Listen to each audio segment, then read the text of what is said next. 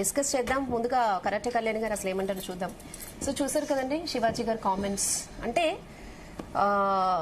చెప్పడం కరెక్టే, బట్ కొన్ని వర్డ్స్ యూజ్ చేసే విధానం అయితే అందరూ దాన్ని వ్యతిరేకిస్తున్నారు. అండ్ కొంతమంది ట్వీట్స్ కూడా చేశారు, డ్రెస్సింగ్ అనేది వాళ్ళ పర్సనల్ చాయిస్, ఎవరు కూడా చెప్పడానికి హక్కు లేదు అని. సో ఏమంటారు? నిన్న శివాజీ గారు ఏదైతే మాట్లాడారో స్టేజ్ పైన, ఆయన కొంచెం ఘాటుగా చెప్పినా కూడా రైట్ గా చెప్పారంటారు నేను. ఎందుకంటే ఈ రోజుల్లో యువత ఒకటండి, ఇప్పుడు మనం ఫేస్బుక్ లోనో ఇన్స్టాలోనో రీల్స్ చూస్తున్నాం. రీల్స్ లో ఇంతకన్నా డబుల్ మీనింగ్ డైలాగులు, ఇంతకన్నా భయంకరమైన డైలాగులతో డాన్సులు చేస్తూ బట్టలు ఇప్పుకొని చేస్తుంటే ఎవరైనా రిపోర్ట్ చేశారా? ఎవరైనా మాట్లాడారా? ఎందుకు మాట్లాడట్లేదు మీరు? అంటే శివాజీ గారు అంటే పేరుంది కాబట్టి ఆయన ఏదో మాట్లాడాడు, ఆయన కొంచెం ఘాటుగా చెప్పారు, అది కొంచెం ఆయన సరిదిద్దుకొని కొంచెం చెప్పాల్సి ఉండాల్సింది. ఆ 2-3 మాటల్లో ఆయన తత్వం అలాంటిది కాబట్టి సరే ఆయన సడన్ గా మనవాళ్ళే అనుకుని చెప్పున్నా అది కొన్ని నేను కూడా అభ్యంతరకరం, అలా మాట్లాడకుండా కొంచెం పాలిష్డ్ గా చెప్పాల్సింది. బట్ చెప్పింది మాత్రం రైట్ టైంలో చెప్పారు సార్, కరెక్ట్ పని చేశారు మీరు, నేను మిమ్మల్ని అప్రిషియేట్ చేస్తాను.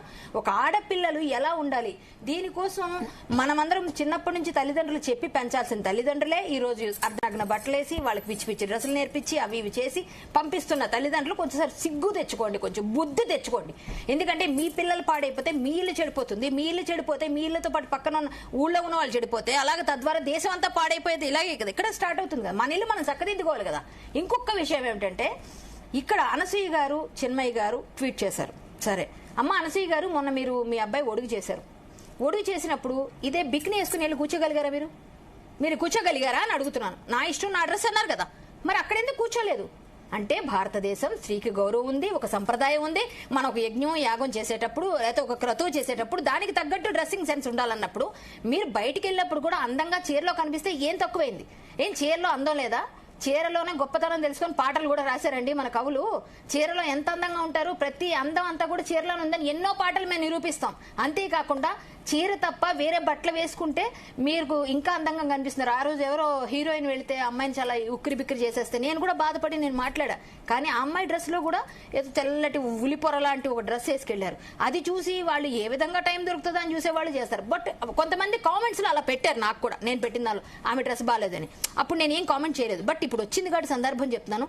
హీరోయిన్స్ అంటే చీర కట్టుకుని పట్టు చీర కట్టుకుని ఇంత బొట్టు పెట్టుకు వెళ్తే అమ్మా నమస్కారం అంటారు, లేకపోతే హలో హాయ్ అని హగ్గులు ఇచ్చుకోవచ్చు. అదంతా మీ సంప్రదాయం, మీ ఇష్టం, అది మేమేం చెప్పం. కానీ చీరను తక్కువ చేస్తూ చీరలో వేసుకుంటే నేను అందంగా కనిపించిన అన్నట్టుగా చీరను కట్టుకోకుండా మనం పొట్టిపట్టి డ్రెస్సులు వేస్తేనే మన అందాలంతా బయటికి ఆరబోస్తేనే మనకు అవకాశాలు వస్తాయి అనుకోవడం తప్పండి. మనం భారతీయ నాగరికతకి సంస్కృతికి ఒక విధానం ఉంది. ఎందుకంటే మన భారతదేశంలో పుట్టిన ప్రతి స్త్రీ కూడా పూజనీయమైన సీతామాతతో పోలుస్తారు. అటువంటి భారతదేశంలో పుట్టిన ప్రతి స్త్రీ గౌరవింపబడాలి అంటే కట్టు బొట్టు ఈ జుట్టు కూడా అండి, మనం పెద్ద పెద్ద వాళ్ళ దగ్గరికి వెళ్తే జడేసుకొని రమ్మంటారు, స్వామీజీల దగ్గరికి వెళ్తే ఇలా విరబోసుకొని వెళ్ళకూడదు. స్వామీజీల దగ్గరికి వెళ్తే ఎందుకు అంటే ఇలాంటి వాటికి ఓకే, కానీ బయట వెళ్ళకూడదు.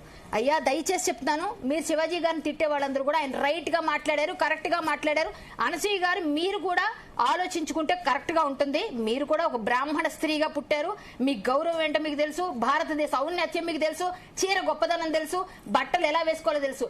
మన బట్టల్లోనే మన తాలూకా మనస్తత్వం ఉంటుందా అని నేను అనను. కానీ మనం ఒక సంప్రదాయంగా పూజనీయంగా ఉండాలి అంటే మీరు చేసే క్యారెక్టర్స్ వరకు ఏవైనా వేసుకోవచ్చు, అది మీ తాలూకా వృత్తి. కాబట్టి బయట మాత్రం బయటకు వెళ్ళేప్పుడు చీరల్లోనే వెళ్ళండి. ఇది ఒక సంప్రదాయాన్ని అలవాటు చేసుకోండి. ఈ విధంగానైనా సరే ఇలా ఆయన అన్నారని ఆయన మీద దుమ్మెత్తి పోసే వాళ్ళందరికీ ఖచ్చితంగా ఆయన కరెక్ట్ గా చెప్పారు. చిన్న చిన్న మాటలు కొంచెం తప్పులు మాట్లాడినందుకు ఆయన కొంచెం సరిదిద్దుకుంటే మాత్రం చాలా రైట్ పర్సన్ రైట్ టైంలో చెప్పారు. నిజంగా శివాజీ గారు మిమ్మల్ని అభినందిస్తున్నాను. ఓకే, ఎస్ శ్రీకాంత్ గారు, అంటే సెలబ్రిటీలు ఏం మాట్లాడినా తొందరగా ఇంపాక్ట్ చేస్తుంది కదా. సో ఆయన ఒక స్టేజ్ మీద మాట్లాడారు, ఇప్పుడు యూజ్ చేసిన వర్డ్స్ కొన్ని ఆబ్జెక్షనబుల్ కదా. సో చెప్పే విధానంలో ఆయన చెప్పుండొచ్చు, అండ్ ఆయన క్లియర్ గా ఇన్స్ట్రక్ట్ చేస్తున్నారు ఇట్లానే రండి అనేది. సో డ్రెస్సింగ్ అనేది పర్సనల్ చాయిస్ అని కొంతమంది అభిప్రాయం. సో మీరేమంటారు? ఎందుకంటే మూవీ ప్రమోషన్స్ కి వెళ్ళడము, అక్కడ ఎలా వెళ్ళాలి అనేది హీరోయిన్ చాయిస్ లేకపోతే డైరెక్టర్ చాయిస్ మనకు తెలీదు. మీరు ఫిల్మ్ క్రిటిక్కే కాబట్టి సో ఏం చెప్తారు? ఒకటండి, మనం ఏది చేసినా ఒకటి అది నలుగురు మెచ్చుకునే విధంగా ఉండాలి, కానీ ఒకళ్ళని నొప్పించే విధంగా లేదా ఎవరినో మెప్పించడం కోసం మనం ఏదో ఎలా పడితే అలా డ్రెస్సింగ్, మన సంస్కృతి మనకు సాంప్రదాయం, మన పెద్దలు మనకు కొన్ని నేర్పించారు. మనం స్కూల్కి వెళ్ళే కాడి నుంచి మన పెద్దలు మన తల్లిదండ్రులు మనకు ఎన్నో నేర్పించారు. మన ఇంట్లో అక్క చెల్లెలని మనం అన్ని చూస్తూ పెరిగాం. ఈరోజు ఏమవుతుంది, ఈ సినిమా అనేది 10 మందికి ఒక మెసేజ్ ఓరియంటెడే కాదు, కేవలం మనకు ఒక వినోదమే కాదు, ఒక మెసేజ్ ఓరియంటెడ్ కూడా ఎన్నో మంచి సినిమాలు వచ్చినాయి. ఇప్పుడు మనం ఎంతోమంది నటీనటులను చూసాం, సావిత్రి గారిని అయింది, జమున గారిని అయింది, ఓర్వ శారద గారిని. ఇప్పుడు వాళ్ళందరికీ మరి అన్ని 100 సినిమాలు ఎలా చేశారు? వాళ్ళు కూడా ఇలాంటి డ్రెస్సులు వేసుకుంటేనే వాళ్ళకి అవకాశాలు వచ్చినాయా? కాదే, చీరలో కూడా అందంగానే ఉంటారు. ఆయన ప్రకృతితో పోల్చారు మరి శ్రీని అన్న, మరి దాని గురించి ఎవరు మాట్లాడరే? ఇప్పుడు మనం వేసుకునే బట్టలు బట్టి మన ముందు ఇలా బాగున్నామన్నా కూడా వాళ్ళ మనసులో మన మీద ఇలాంటి చెడు అభిప్రాయం ఉంటుంది. మన ఆయన సామాన్లు అనే ఒక పదం వాడాడు. ఎందుకు? ఆ ఫ్లోలో ఆయనకు అక్కడ ఏది వాడాలో తెలియదు, అంత ఆలోచించి మాట్లాడాల.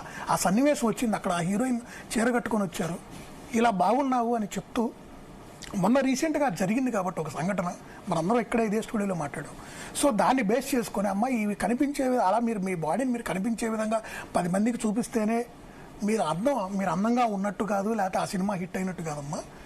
మిమ్మల్ని మీరు రక్షించుకోవాలి, మన గౌరవం మనం నిలబెట్టుకోవాలి 10 మందిలో ఉన్నప్పుడు. ఇప్పుడు ఒక మాల్లో జరిగింది, అక్కడ పర్మిషన్ లేదు, ఏం లేదు, అక్కడికి వెళ్ళిపోయావు, అక్కడ అందరూ జనాలు ఉంటారు. ఎంతమంది అంటే పిలిచిన వాళ్ళు పిలవని వాళ్ళు ఎంతమంది వచ్చి ఉంటారు అక్కడికి? ఇప్పుడు మొన్న ప్రాబ్లం జరిగింది, మరి ఎంత బాధపడ్డాం అందరం. సో మనల్ని మనం రక్షించుకోవాలి, మనం ఇతరుల నుంచి ఆ గౌరవం పొందాలంటే మనం చక్కగా ఉండాలి, ఓ పద్ధతిగా ఉండాలి. మీరు ఏదో చీర కట్టుకుంటే మీరు ఏదో ఇదిగా ఫీల్ అవుతున్నారు, అట్లా వద్దమ్మా, చక్కగా చీర కట్టుకోండి, లక్షణంగా ఉండండి, అందరూ మిమ్మల్ని అభిమానిస్తారు, మీ అందచందాలు కూడా ఆ చీరలోనే చక్కగా ఉంటుందని ఆయన చెప్పిన ఉద్దేశం అది. దీంట్లో వాళ్ళు ఎవరిని నొప్పించాలనో లేకపోతే వాళ్ళ సినిమాని ప్రమోట్ చేసుకోవడానికో ఈ వాక్యాలు చేయలేదు. First point. రెండోది, ఇప్పుడు ఉమెన్ ఎంపవర్మెంట్, స్త్రీ స్వేచ్ఛ, స్త్రీ గౌరవం, అలాగే స్త్రీ శక్తిని డెవలప్ చేయాలి, అందరూ మాట్లాడుతున్నారు, వెరీ గుడ్, కాదంట్లా. మరి ఇదే చిన్మయ్య గారు ఏం చేశారు చెప్పమనండి? ఎప్పుడు ఒక సిచ్యువేషన్ వస్తే ఇలా కామెంట్ చేయటం తప్పితే ఏం చేశారు చెప్పండి? గర్ల్ ఫ్రెండ్ సినిమా మొన్న వచ్చింది, వాళ్ళ హస్బెండే తీశారు సినిమా, అది ఆయనే డైరెక్టర్. మరి ఆ సినిమా ఏం మెసేజ్ ఇచ్చింది సొసైటీకి? ఆ సినిమా ద్వారా వాళ్ళు ఏం చెప్పదలుచుకున్నారు?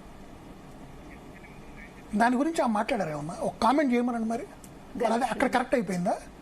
ఇప్పుడు ఈ విషయం ఆమె గుర్తొచ్చిందా? అనసూయ గారు చక్కగా భర్తతో ఎక్కడో ఫారిన్ టూర్ వెళ్ళారు పిల్లల్ని తీసుకొని. వాళ్ళు అక్కడ ఒక పూల్లో బికినీలు వేసుకొని, పిల్లలు, తండ్రి, భార్య అందరూ వాళ్ళు చక్కగా ఫ్యామిలీ ప్యాకేజ్ లాగా మేడం చెప్పినట్టు ఎంజాయ్ చేస్తూ, మందు తాగుతూ, వాట్ ఎవర్ పిల్లలతో కలిసి, మీ సొంత పిల్లలైనా సరే అలా ఆ డ్రెస్లో అక్కడ ఉండటం కరెక్టేనమ్మా? మీరు ఆలోచించండి.